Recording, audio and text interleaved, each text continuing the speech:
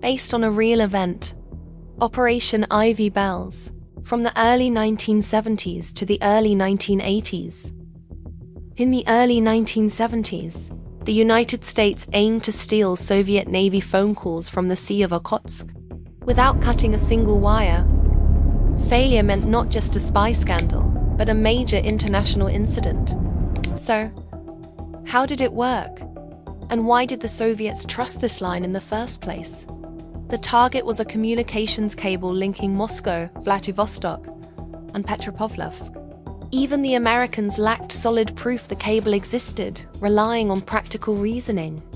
A hardwired cable avoided the time and cost of encrypting and decrypting wireless traffic.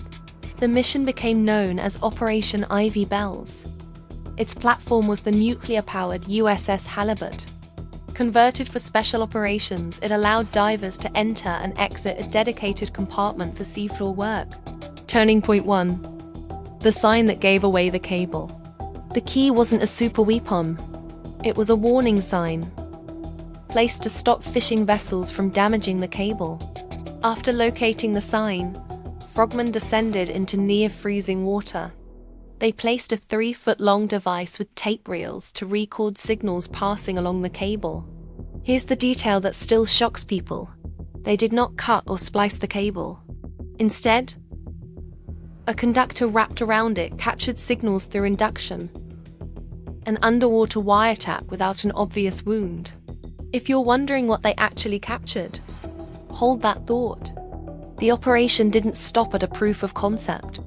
In 1972, a much larger tap with greater storage capacity was installed. Turning point 2. The intelligence hall. The cable carried dozens of telephone signals simultaneously.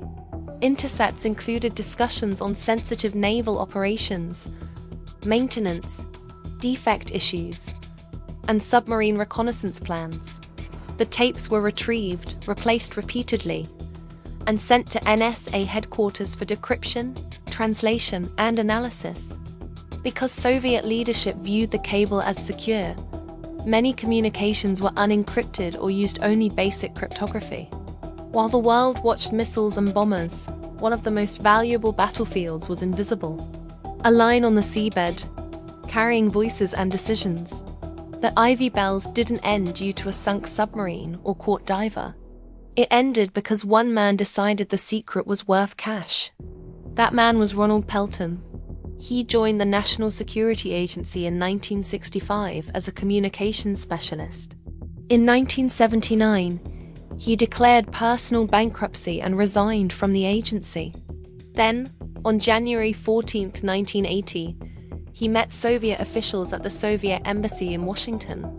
He agreed to sell information, later staying in contact through prearranged phone calls. Turning point 3. Vienna. The debriefings and the price tag. In October 1980 and January 1983, Pelton traveled to Austria. He stayed at the Soviet embassy compound in Vienna for days of debriefings. Reporting described him writing answers to questions posed by KGB agent Anatoly Slavnov for hours. The indictment alleged he received payments totaling $35,000 for information during his Vienna trips. So how was Pelton found? The breakthrough came in 1985. A year the FBI later said the press dubbed the year of the spy after a string of high-profile espionage arrests. In the Pelton case, a KGB defector provided key information. Court and press chronologies describe Vitaly Yurchenko defecting in 1985, leading investigators to Pelton. Pelton was arrested on November 25, 1985. In June 1986, a federal jury convicted him. He was sentenced in December 1986 to 3 life terms, plus 10 years in prison. One reason the case became so consequential: Pelton wasn't accused of stealing stacks of documents. He sold information based on excellent memory and deep knowledge of intelligence activities, showing how secrets can walk out of a building, even when paper never does. Among the US projects he compromised was Ivy Bells, the undersea cable tapping effort. Years later, records show his release from prison was set for November 24, 2015. That date matters less than the lesson.